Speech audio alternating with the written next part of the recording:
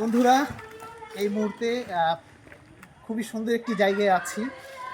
আজকে চিন্তা করলাম যে ইউনিক কোনো জায়গায় ঘুরতে যাই। সেরকম একটি জায়গায় চলে এসেছি। চারপাশে শুধুই দেখতে পাচ্ছেন বটগাছের সারি। অনেক পুরাতন একটি বটগাছ এটি। পুরো একটা এলাকা জুড়েই মনে হচ্ছে যে এই বটগাছের ডালপালা ছড়িয়ে আছে। আর এই যে জায়গাটিতে আছি এটি হচ্ছে সাতক্ষীরার দেবহাটা এলাকা। আজকে চিন্তা করলাম যে শুনেছি বটগাছের কথা, কিন্তু আজকে বাস্তবে এসে দেখলাম খুবই সুন্দর একটি জায়গা এটি। চাইলে আপনারাও ঘুরে যেতে পারেন। আচ্ছা, এই যে এখানে যদি কেউ আসতে চায়, তো বলো তো কিভাবে আসবে? এখানে আসতে গেলে সাতক্ষীরা থেকে বাস বা যে কোনো যানবাহনে উঠে প্রথমে সখীপুর নামক স্থানে ওখানে নামতে হবে। সখীপুর আসতে হবে, হ্যাঁ। মানে সাতক্ষীরা থেকে যদি কেউ এই বটগাছের শাড়ি দেখতে চায়, তাকে মানে সখীপুর আসতে হবে হ্যাঁ। বাসে করে। আর সখীপুর থেকে ভ্যানে করে এই জায়গাটি। সখীপুর থেকে দেবহাটা আসতে হবে, আর এই ও, জায়গাটার নাম দেবহাটা। দেবহাটা যায়। জি। দেখতেই পাচ্ছেন, আসলে এরকম জায়গা খুব কমই আছে আমাদের দেশে।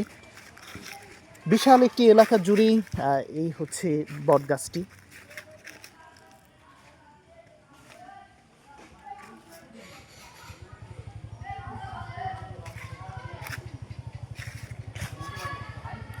আমি আসলে বটগাছ দেখেছি, কিন্তু এত বিস্তৃত এলাকা জুড়ে বটগাছের সারি অন্য কোথাও দেখিনি। এটা অনেক বছরের পুরনো। যেটা শুনলাম যে এই বটগাছটি, এখানে মেলা হয়, অনেক মানুষ ঘুরতে আসে।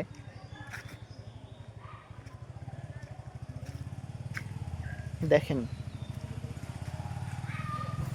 বিস্তৃত এলাকা জুড়ে এই বটগাছের সারি। আমার কাছে মনে হচ্ছে যে এটি হচ্ছে বাংলাদেশের সবচেয়ে বড় বটগাছের সারি। আসলে একটি বটগাছ যদি কোথাও জন্মায়, সেখান থেকে অনেকগুলো বা বটগাছের জন্ম নেয়।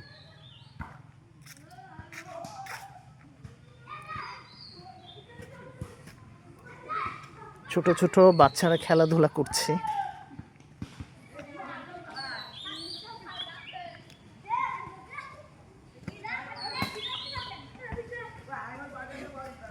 দেখেন, আকাশেও উঠে গেছে এই গাছগুলো।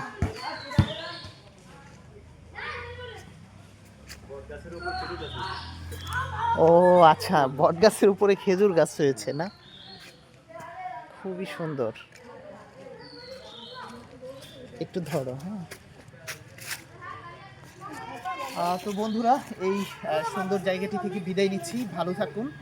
আবারও বলে যাচ্ছি, যদি কখনো ঘুরতে আসেন, তাহলে আপনাকে সাতক্ষীরা আসতে হবে। সাতক্ষীরা থেকে দেবহাটা থেকে এখানে ভ্যানে করে আসতে পারবেন।